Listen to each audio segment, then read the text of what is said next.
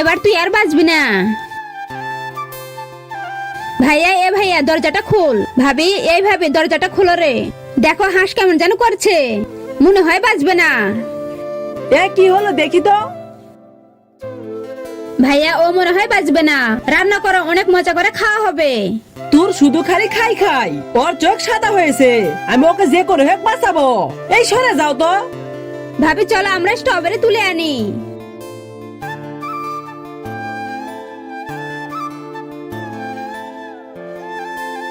ভাবি আমার অনেক হাসি পাচ্ছে। কি হয়েছে রে, এখনো বুঝতে পারোনি? ও তুই এই হাঁসটাকে অসুস্থ করেছিস, তুই পারিস বটে এসব কাজ করতে। তো বন্ধুরা, রুই হাঁসটাকে অসুস্থ করেছে তার ভাইকে সেটা বুঝতে পারবে। তা দেখার আগে ছবিটিকে ভালোবাসলে ভিডিওতে একটি লাইক করে চ্যানেলটি সাবস্ক্রাইব করে দাও। যা তোকে আর বাঁচাতে পারলাম না। মদের গন্ধ লাগছে কেন?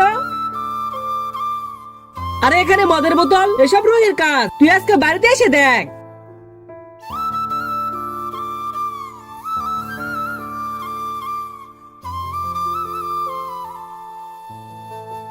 রুহি হয়েছে, বাসায় চলো।